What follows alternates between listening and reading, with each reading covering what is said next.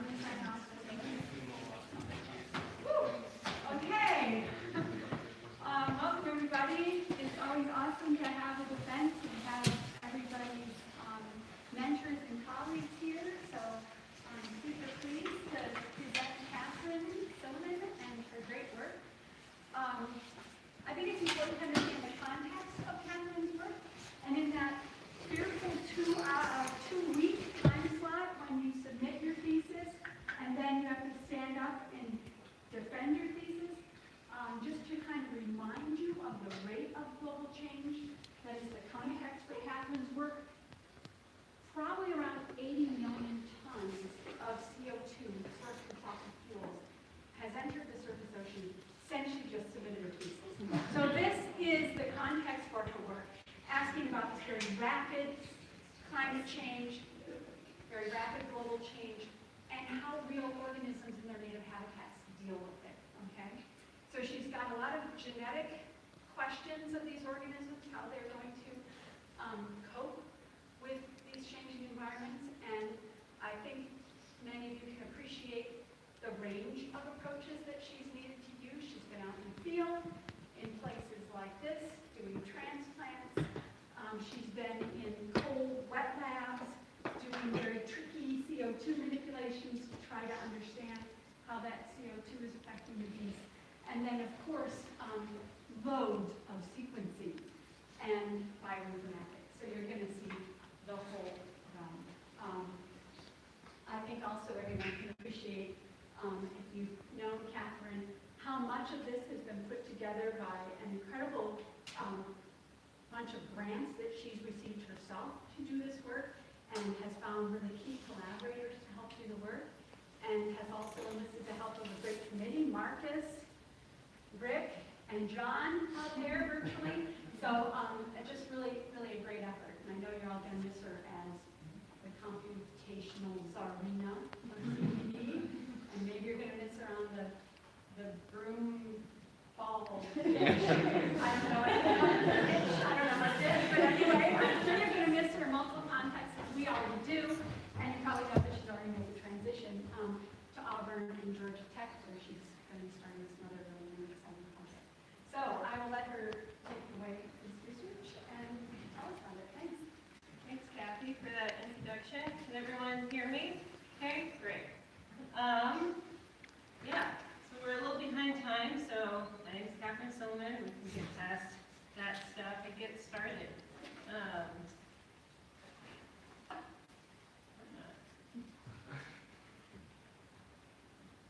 dear.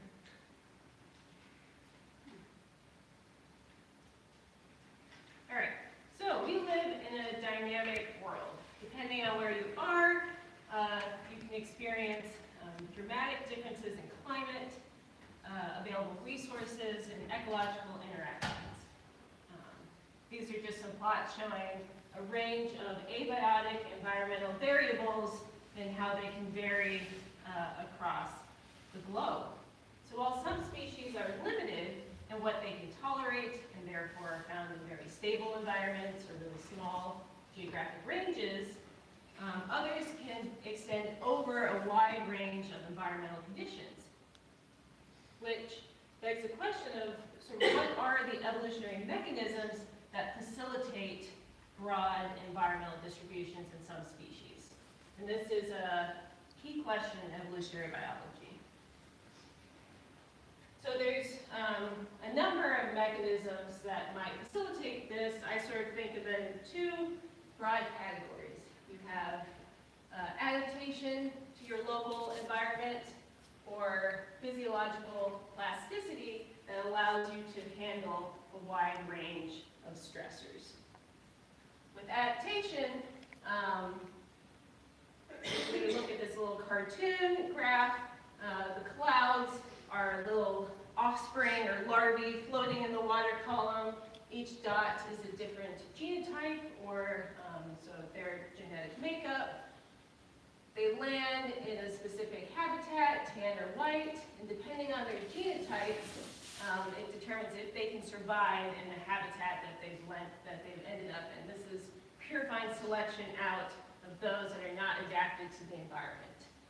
Or, let's say dispersal is much more limited. You have two separate populations. They don't exchange genes. There's a tan group of genotypes, white genotypes, and they have adapted to their local conditions through processes of purifying selection. Or there's still this big cloud of different genotypes in the water column, but there's some other sort of habitat choice going on that lets you pick the right habitat for you to end up in. Plasticity, on the other hand, all of the larvae have the same genotype, but depending on where they end up, they result in different phenotypes. Phenotypes being the observed characteristics. So plasticity, the way I'm mostly thinking about it, is same genotype results in multiple phenotypes, whereas adaptation, there's an evolved response to the environment.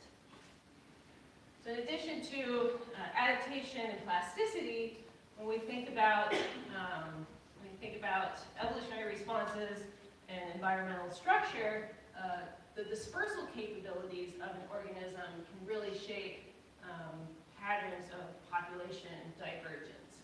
So here is a study looking at two different coral species. On the x-axis is the distance between each pair of species. The pair is represented by the dots. On the y-axis is FST, which is a way to estimate how genetically different two pairs of populations are. And we call this a classic isolation by distance, where the farther away you are, the more genetically diverged, and that's because there's limited dispersal between populations. Dispersal also is important for evolution because it's what causes the mixing of genes between populations. And this gene flow can actually limit the possibility of local adaptation occurring. So we have population of bluebirds, population of redbirds.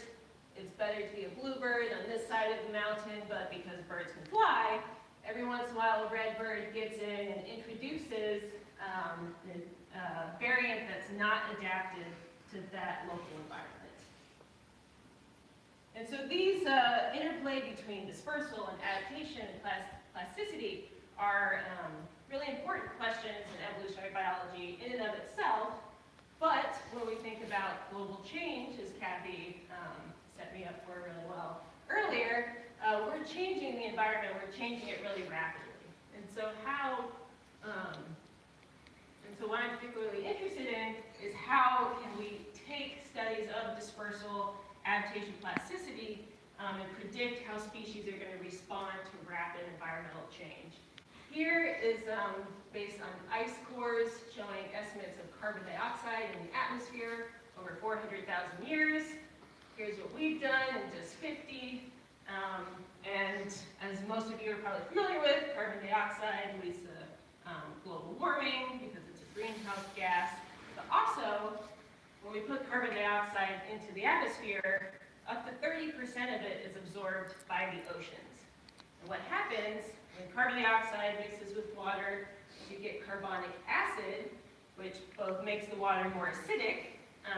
You can imagine a lot of physiological effects of your entire environment becoming more acidic, but it also changes the availability of carbonate ions. Carbonate ions are really important for organisms that build calcium carbonate shells or calcium carbonate structures. This includes corals. This includes a lot of shellfish species. It even includes some algae. And so by changing the availability of these carbonate ions, you can lead to deformities in development and severe other fitness impacts. And we have already, with the carbon dioxide we put in the atmosphere, observed negative responses of marine organisms to ocean acidification.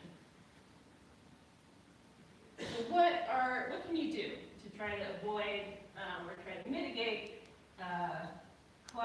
rapid climate change? Your species, you could move to somewhere that's better. Maybe your range already expands over favorable environments. You just move north because things are getting hotter. Maybe you aren't already found there, so humans can help with that migration, can help get species into places that match their current tolerances. Or maybe it's through adaptive potential. And so again, with our cartoons, let's say you have now your big larval cloud, but now the whole cloud is facing a much warmer tan box. After selection, because some of these genotypes were able to handle the new tan environment, there is still some individuals that survive in the future. This is this standing genetic variation. However, if we think about population structure and local adaptation, it might be that some populations have not been adapted to future conditions and therefore are not going to make it in the future if we don't, if there isn't some help of gene flow between populations. Or maybe the species can already handle what's coming in the future, just through phenotypic plasticity, for example. And so understanding the physiological responses of organisms to environmental stressors is important to understand if maybe they're already fine.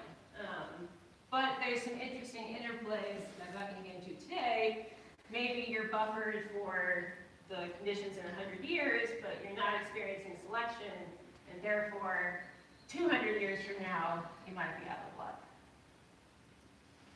And so, important question, sort of what I thought about in my dissertation is what can these evolutionary mechanisms tell us about response to rapid global change? And the species I've already worked in is the Olympia oyster, Ostrea lurida. Cute little guys. They're the only native oyster species, extant native oyster species on the west coast of this portion of North America, found from the black line to the black line. They're replaced by their sister species, Ostrea conchophylla, to the south. And unlike some oyster species, they're brooders, and so males release sperm balls into the water column. Females take those in, they brood the veliger larvae for a couple weeks to a month. Those are weekly swimming, released into the water, and then estimates range from a few weeks to months in the water column until they find a new place to settle and grow up and become adults and make new larvae in the process. They really, their favorite places to settle are other shells, are hard substrates. And what's currently known about the population genetic structure of this species has primarily come from mitochondrial loci. So this is a study done by a collaborator of mine, Doug Ernestine, looking at 2 mitochondrial genes, and it found that there was a phylogeographic break, so an area of large genetic divergence, significant genetic divergence between oysters from Puget Sound north and those to the south, and also helped establish where the sister species was. But the problem with only using 2 genes is it might not give you great resolution for looking at fine-scale structure in between these big phylogeographic groups.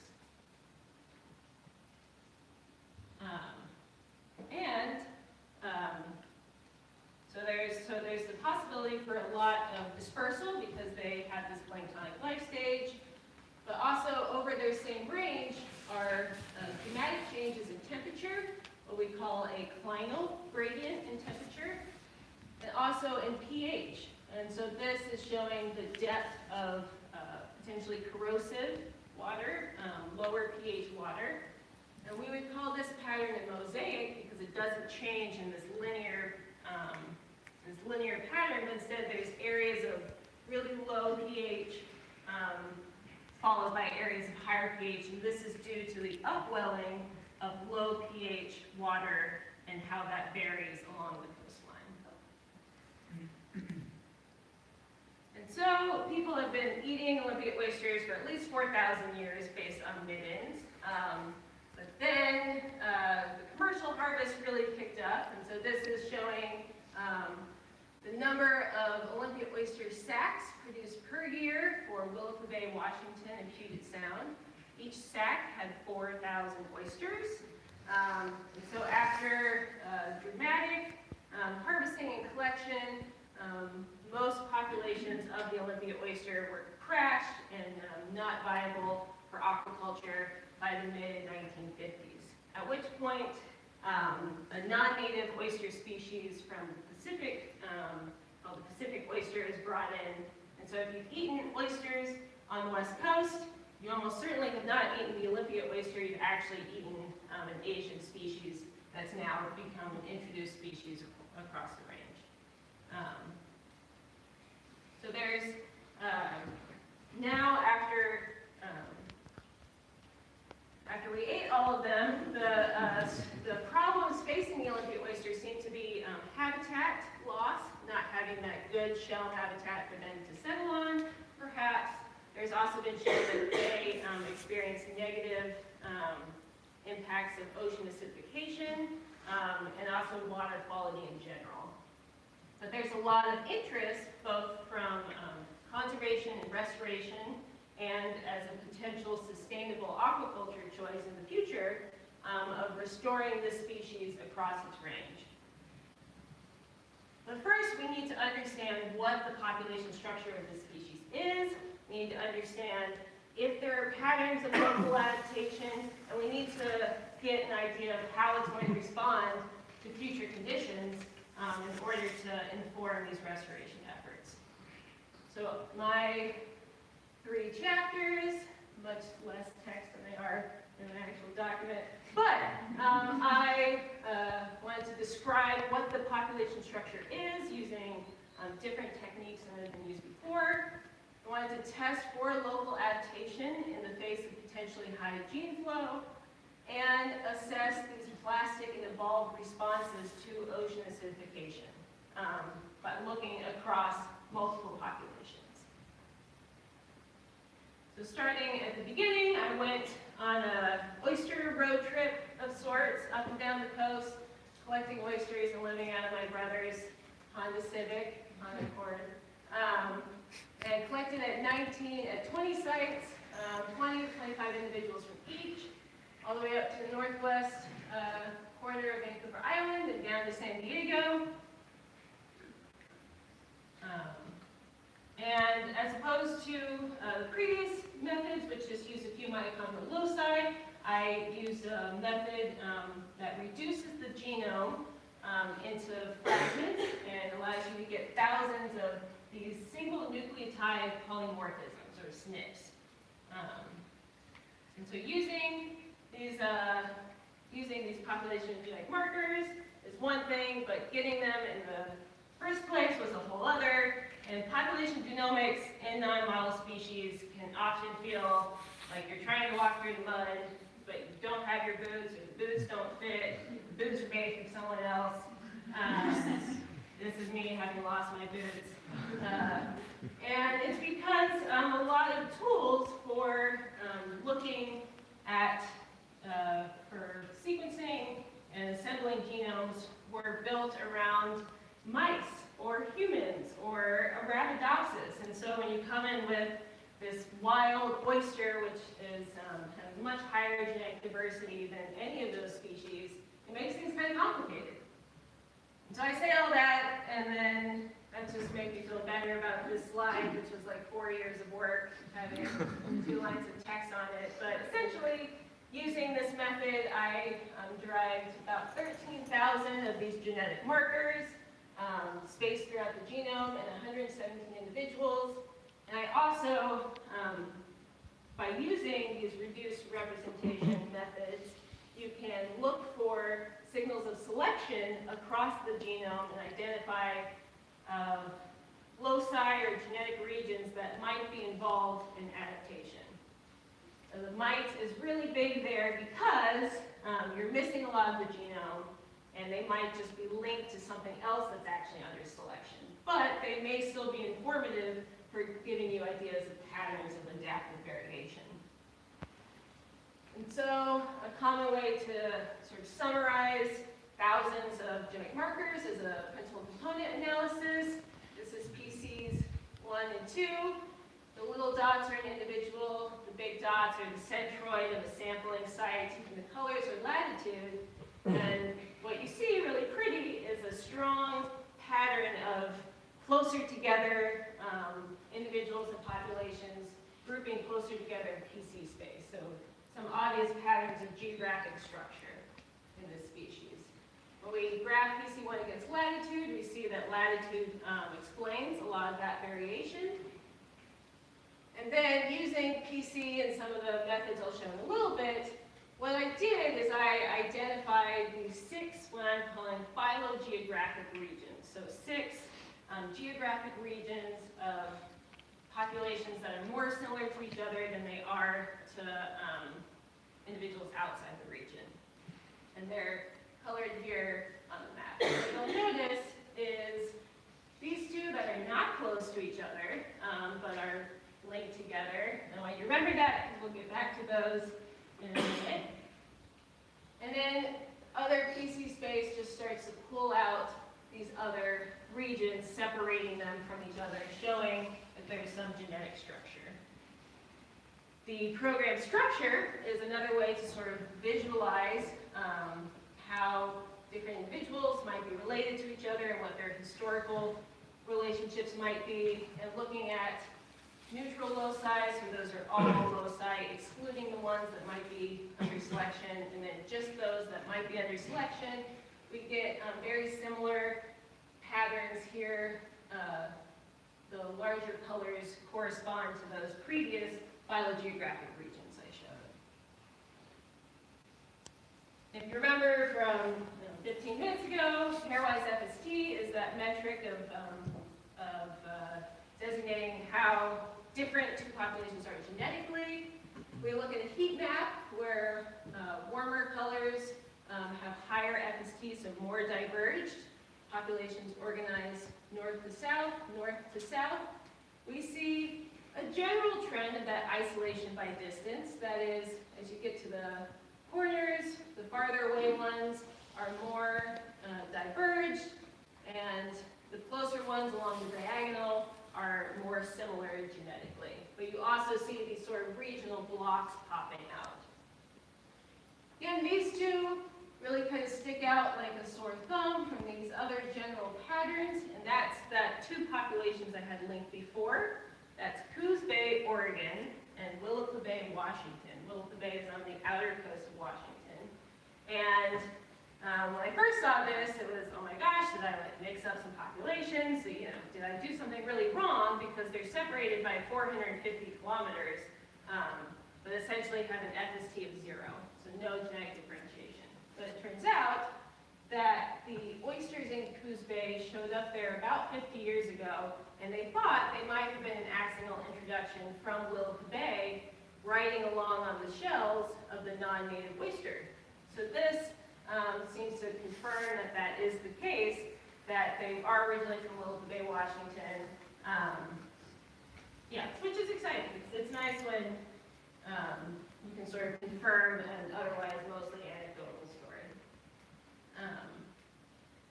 And so this gives us some ideas about general patterns of population structure, but what about that dispersal or gene flow between these? And a great way to visualize connectivity or dispersal between sites is called EAMS, which came out of Dan Novembri's lab. And what it does is you give it individuals, you give it its GPS coordinates, and, here, I'll walk through the elephants, because it's a nice elephant story. We have forest elephants, savanna elephants. We know they're different. We can see that. But they're pretty close together. Why are they different? And what you can give EAMS is genetic distance between each pair of individuals. EAMS makes this little grid of potential populations that each of these individuals can belong to. It assigns them across that grid, and then it maps the effective migration rate Here, it's on a log scale. Blue means that there's more connectivity above an average, and orange means less connectivity relative to the average. And we see this area of obvious reduced migration lining up with how we know the forest and savanna elephants distribution is. Oysters are a lot harder to look at them and know exactly what they're doing and get ideas maybe of their dispersal. They're also a lot harder to track. So applying Eames to my data set pulled out these areas of significantly reduced effective migration. One of them lining up with the previous work done with mitochondrial loci, so finding area of reduced connectivity here at Puget Sound, but also one in Oregon and San Francisco Bay, in the San Francisco Bay, Monterey Bay area. He knows here, this one says that there's reduced migration, but also increased migration. That doesn't really make sense until you see the next slide. And so, excitingly though, that have been found in other marine taxa. So areas that we would expect for there to be, due to oceanographic features, reduced gene flow. Let's get that one. And so this is tree mix, which tries to get the history and relationship, the historical relationships among sample populations, and it also estimates these migration events, with the darker colors meaning a greater migration event. And what we see is a lot of very long distance migration from the Puget Sound region south, And so what I think Eames was doing is it was trying to model these long distance migration events. But we have some estimates of dispersal distance in this species using non-genetic methods, and the distance between South Puget Sound all the way out of the sound all the way down to Northern California it's not possible. It doesn't seem at all possible. And so I dug into the gray literature and old fisheries reports from the late 1800s and from the gold rush era. Essentially, after the Californians ate all their oysters, they successively were bringing oysters from Oregon and in particular from Puget Sound to raise them in San Francisco so they could keep eating oysters. And so what I think I'm recovering is evidence for human-assisted migration, which I think can have lots of negative, conflicting impacts on these inferences of death. One thing I'd like to point out about those adaptive loci that I described previously, so the previous work I was showing you was mostly done with just neutral loci. We just want to look at dispersal. We don't want to see what happens with adaptation. Now, looking at one of these loci that might be involved in adaptation, we can see sometimes these strong regional trends in allele frequency. So the Oregon populations are fixed for one allele, whereas other populations are fixed for the opposite allele. So understanding, using these markers, what the selective force that might be driving them could be really informative for linking selection to function. And so, the conclusions from this first chapter, I do see significant population structure with these 6 phylogeographic regions. However, it's a more complex scenario than just isolation by distance, than just you're more diverged because you're farther away. There are these areas of really rapidly reduced gene flow that are found across the range, these phylogeographic barriers, but at the same time, humans moving these oysters around could be contributing to some of the evidence for both gene flow and reduced gene flow that we see. And these possible genetic loci are candidates for examining the functional basis of local adaptation. So now we know the population structure. We have some maybe hypotheses about genes involved in adaptation, but is adaptation occurring? Can we look at it functionally? And so to do this, I wanted to zoom in on one phylogeographic region where I know that there's lots of gene flow and lots of dispersal going on, and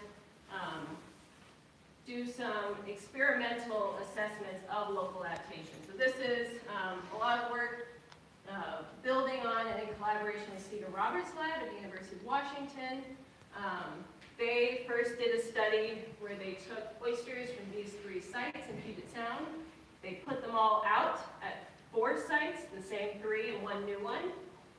And what they wanted to see is if your home site made you better adapted when you were put back out at your home site versus a non-native site. And they saw some of those trends. The results of theirs I'm particularly interested in is that these orange star oysters had delayed and reduced reproductive activity at most sites. However, they were also the fastest growers. And this gray population had the slowest growth rate, but also the least mortality at all sites. So there seems to be some trade-offs going on between maybe mortality, growth rate, and reproduction in growth rate. The problem with using oysters that had been in the same environment for one generation is this nagging issue of transgenerational plasticity. And that is the environment that your parents came from might influence how well you survive going forward. So if your mom smoked cigarettes the whole time, you might be a little worse off than a mom that did smoke cigarettes the whole time, for example. So I won't go into but this transgenerational plasticity has been shown to be a factor for a lot of marine species and marine invertebrates. So what I wanted to do is I wanted to mitigate risk from transgenerational plasticity and also look at larval growth rates, and look at growth rate at a different life stage than was looked at in the reciprocal transplant experiment. So I took those 3 populations. I took oysters that had all been raised at one site. I brought them in to Manchester, a NOAA facility in Manchester, Washington. I split them up into buckets, because you don't know who's male or female, so you just want to try to make as many possible little groups and hope someone in there is a female or a male. And then I caught the larvae coming out of those buckets in these little smaller buckets, counted their larval output every day or so. My husband helped me with some of the counting, and he hated it. And then took a subset of those and tracked their larval growth at 3 different time points. Then you can know if a oyster larvae is ready to settle down based on its size and start sticking a little foot out. And so larvae that were close to that competency stage, I put in this really jerry-rigged tank with little PVC tiles that were roughed up, and with the hope that some larvae would set on them. Most of them did not. They sat in the wrong place. But those that did, I then put them out into the bay, let them grow up and track their growth rate changes. And what I found is a similar trend where this orange population had reduced reproductive activity. This is the number of larvae released through time and the total number of larvae released.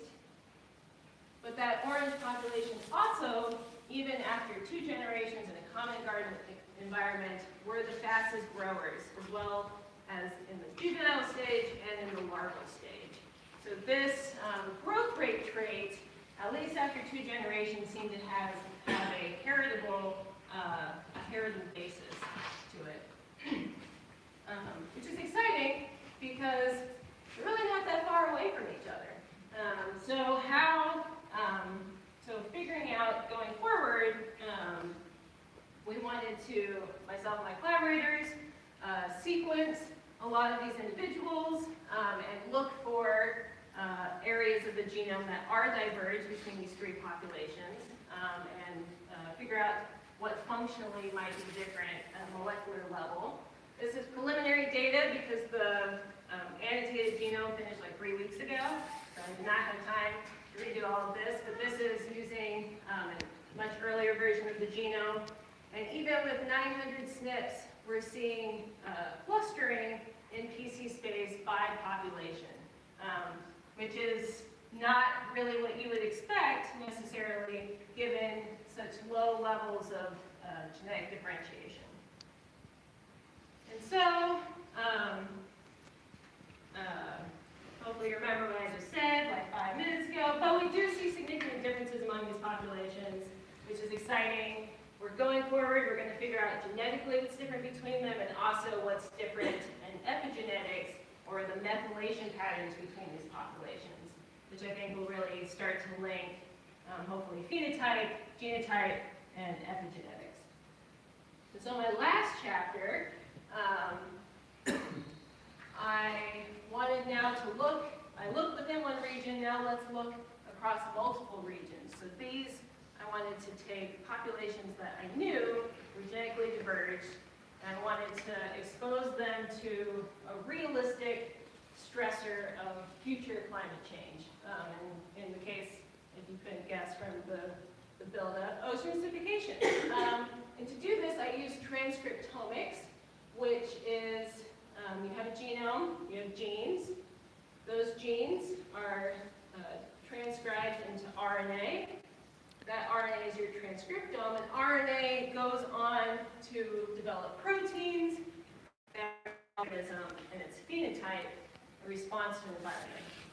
So the transcriptome can give you some information about the functional changes of an organism in response to stress, but some of those functions are hypotheses of what protein might come out of the transcript. So the three populations I chose, one from British Columbia, that Coos Bay, Oregon one, so this is one that's only been living in its environment for 50 to 60 years, so may have experienced some strong selection from its environment. And then from California, and based on their pH values, we would expect Oregon would have experienced, those would be the ones that have been experiencing low pH more and more consistently than the others. And so I wanted to challenge myself or something. So I asked 4 questions looking across 2 pH treatments, 3 populations, 2 different tissue types, and 2 different time points, which is it's many, many back and forth. And it would take me like a whole hour just to go through even probably half of this.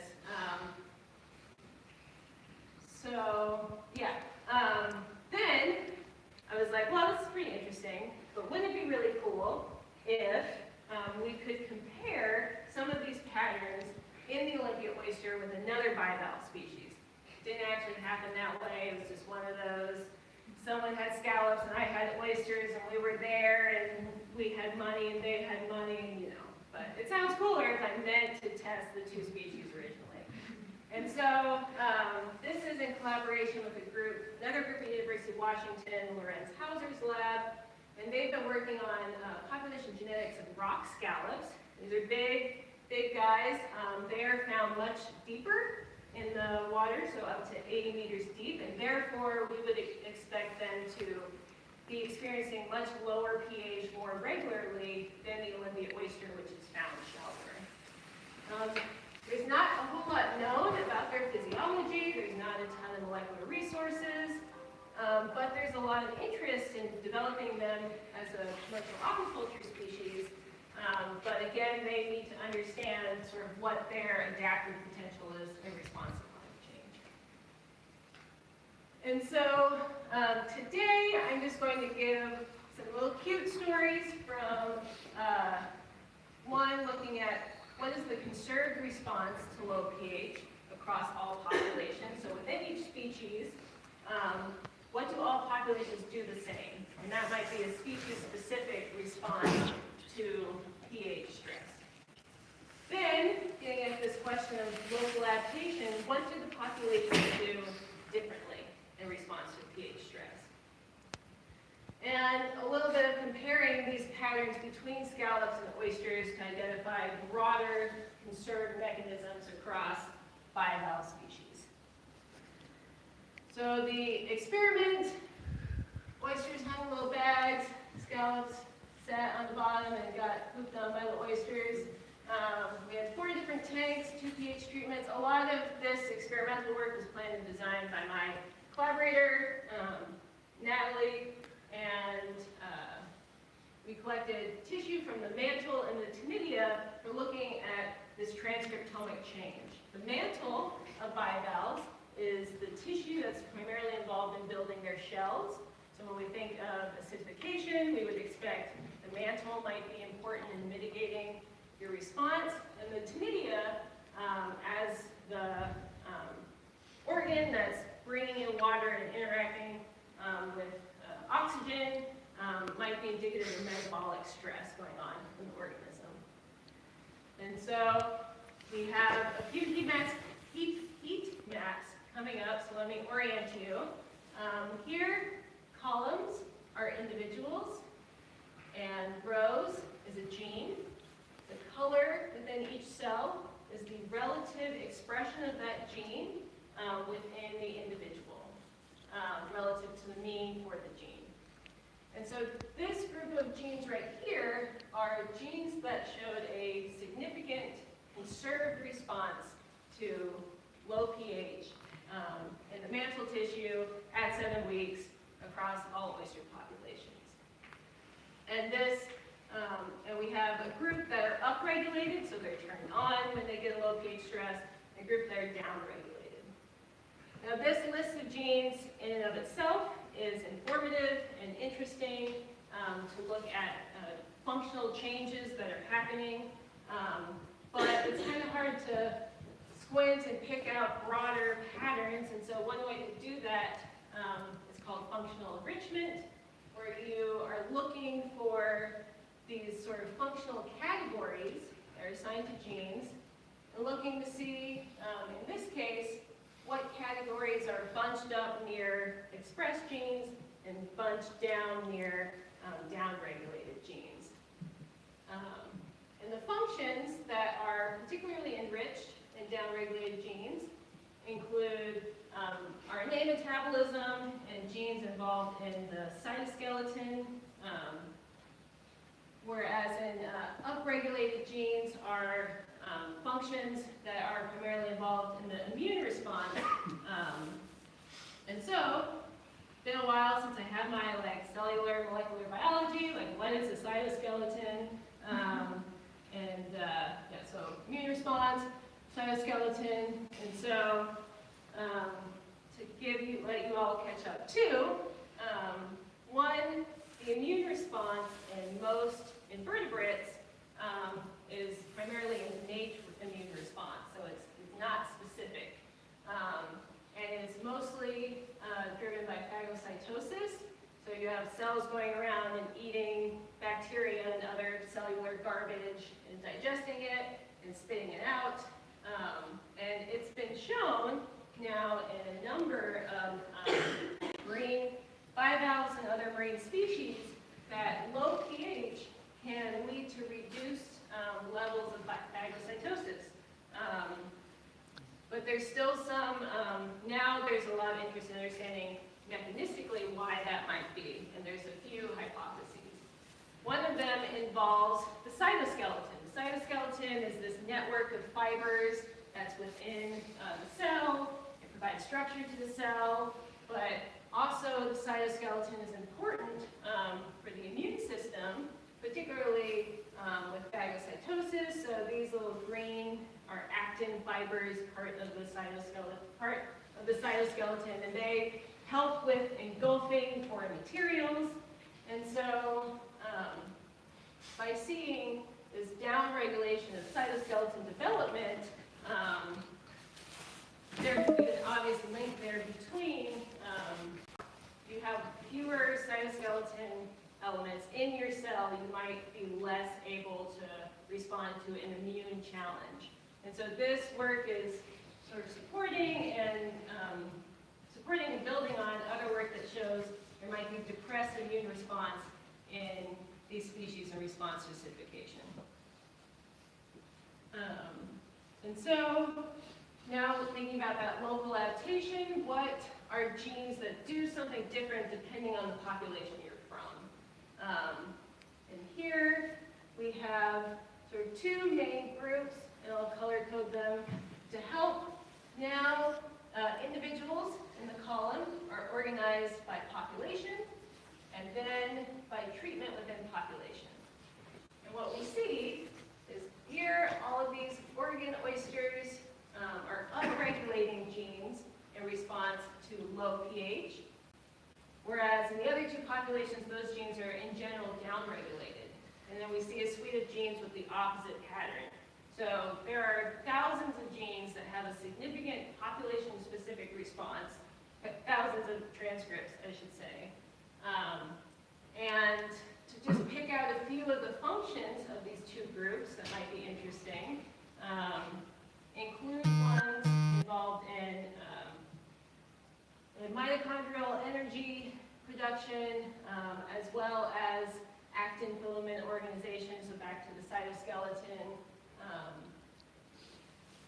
There's the reverse. I'm not going to go over this slide, but if you are interested in conserved functional groups between populations, please come talk to me after. But I've done more work to tease apart what exactly each population is doing that's different in response to pH, and it's pretty interesting.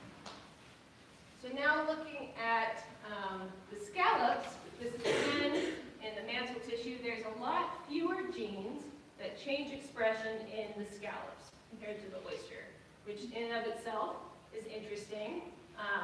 That doesn't necessarily mean that there's less of physiological response. Maybe the genes that are changing are really important, they're really upstream, but they do seem to have a lower magnitude of transcriptomic response. And there's only two functional categories enriched. And so in the upregulated genes in scallops, it's RNA metabolism, so building RNA and degrading RNA. And downregulated is biological adhesion. Biological adhesion encompasses genes that are involved in sticking to something else. And so a lot of these genes are phagosome integrins. So they're little proteins that stick out of the phagosome and help it stick on to whatever it's trying to engulf. So here's some more evidence of some changes in phagocytosis that are going on in response to low pH. When you try to compare two different species that have two different transcriptomes and they're both annotated in a way that you don't know for sure exactly what the functions of the genes are, it can be really hard to compare between two different species. And so one way of doing this is using highly conserved functional classes. So these are eukaryotic orthologous groups, or COG classes. There's 23 of them. There are functions that are found in every eukaryotic group. Every eukaryotic group has some genes that do some of these things. And what we can pick out is by looking at the cnidia at 36 hours or the mantle at 7 weeks, we can look for classes that have the same response or different response in response to low pH. And so, for example, genes involved in translation and ribosome structure are upregulated in both species in these tissues at those specific time points. So this seems to be maybe this functional change might be more conserved across bivalves. We also see in the cnidia only both species are upregulating genes involved in lipid transport. And so you can imagine there's like 20 different sort of stories and digging in that we could get in just right here, which is something I'm really excited to keep doing moving forward, but not for this talk. One other really exciting result I want to touch on, you know, you write your proposal and you say you're going to do a thing, and in the back of your head you're like, I'm not actually going to do that thing. What I said I would do is I would identify outlier loci that might be under selection. And then I would look to see experimentally if they were actually involved in local adaptation. And so what I did is from the set of possibly adaptive genes in my first chapter, I mapped those to these transcriptomes, and of the ones that mapped, 14 of them had significant expression changes relative to, depending on what population they were from. Does this mean that these are the 14 most important genes in local adaptation? Absolutely not. I'm sure I'm missing a ton, and with the new genome that's coming out, I expect to be able to have much higher confidence and resolution in identifying genes involved in local adaptation. But these ones, and so here we're just showing how genetic variation of each gene changes across latitude. Here we're seeing, and the colors are the colors from the ocean acidification study. These genes are great candidates to move forward with, to understand, to test some hypotheses about their importance for adaptive variation in this species. And this is just showing now gene expression changes for each individual in this one important adaptive gene. And so in the Oregon population, in response to treatment, it's upregulated or it's downregulated. However, you see an opposite or much messier pattern for the other populations. And in the mantle, for this particular gene, Oregon oysters downregulate that gene relative to the other individuals, no matter what the treatment is. And so there might be some baseline variation in gene expression at this particular locus. And so, in the interest of time, what have I done? What have I shown? Well, that they're thinking about these three ways that you can mitigate response to global change. We have some sort of genetic information about dispersal patterns in this species, areas of significantly reduced dispersal, which can be informative for planning restoration efforts. We see that adaptive differences can occur even at a very small geographic range where we would expect gene flow to be occurring. That there are loci that might be informative for testing and evaluating the adaptive variation among unsampled individuals. And we identified some genes that physiologically change when you change the environment.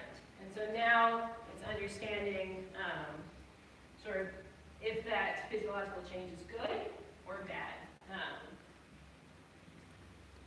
And yeah, I think the pictures sum that up better than the words could.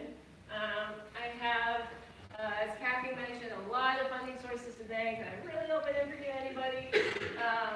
So NSF and NOAA grants from my collaborators, student awards from American Fisheries Society for Education, and University of Chicago, absolutely.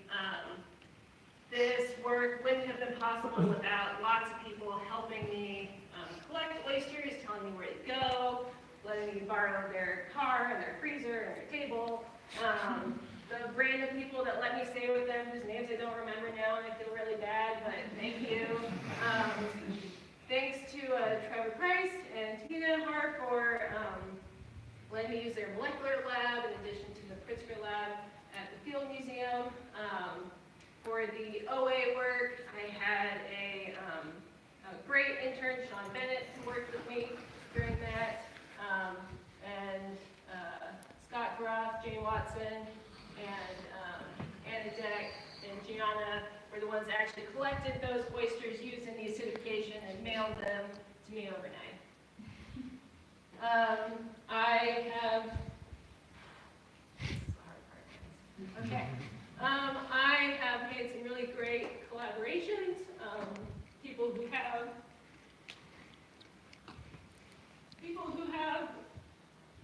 all right. People who have opened up their labs to me, shared their resources with me. The Stephen Roberts Lab at University of Washington, they've added me to their Slack channel. They're there for me for reading my papers, vice versa. It's been a great lab away from home. Puget Sound Restoration Fund. They helped facilitated a lot of my common garden experiments, and someone who I didn't know anything about raising oysters, they let me come in and get in the way, and taught me. Okay. What I wanted to do is leave time for questions now, and then get into the gnarly thank yous. So let's still. I know I'm pushing late for time, but I do want to leave some time for questions right now. And if you want to stay for the sob story, you can stay. So, are there any questions?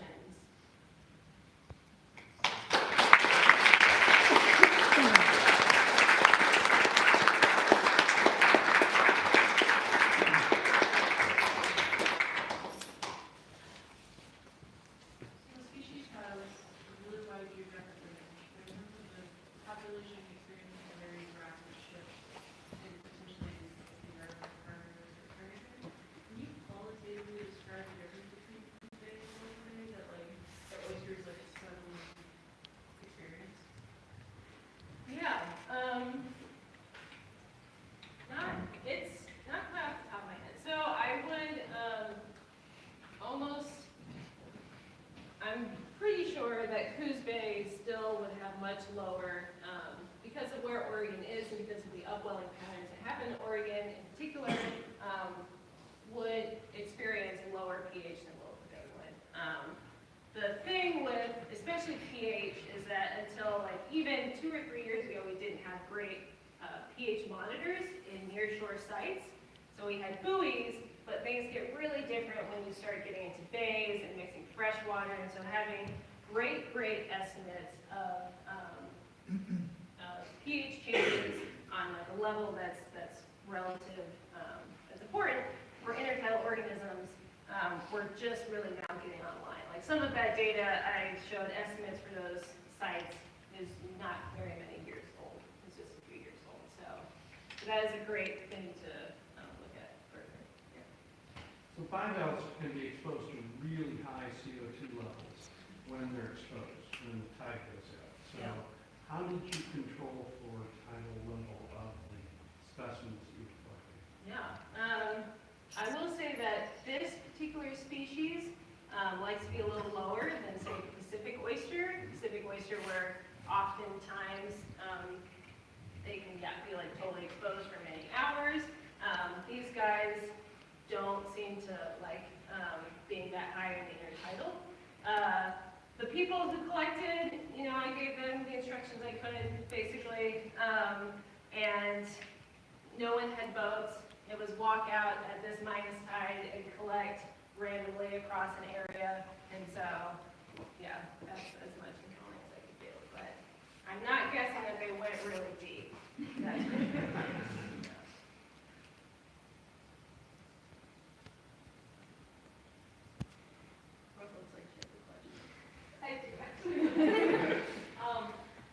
Have you had any managers? I know people are going crazy about this kind of stuff, assessing genetic variation and like local adaptation and how we use that to restore the species. So when you go to meetings and things, what do the managers say? And are they looking at things like taking your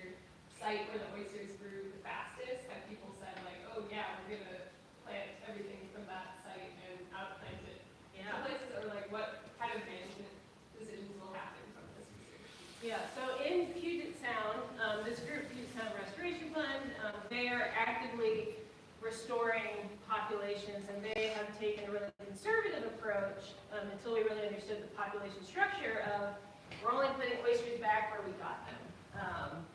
And so this work, at the very least, confirms that there are these heritable fitness differences between populations. Things get a lot more squirrely when now you're trying to say, like, well, should this one go into a different environment just because it grew fastest in a common garden environment? And I wouldn't recommend that at this point because we still don't really understand all those interactions and because the population seems to be responding well to the restoration they're doing. Other work that has been in Canada in particular, I showed that oysters from northwest Vancouver Island are significantly genetically different than those from other parts of the island, and that's not something that was known or really expected. And so there, I've talked with the manager at Fisheries Ocean Canada and want to use this research to support finer scale sampling to understand better where that genetic break is and why that's happening, and also thinking about protections, thinking about how they are not just all one population. So that's one example. Thanks. That was a good question. All right. Well, bring on the. All right. Bring on the tears. They won't be that bad.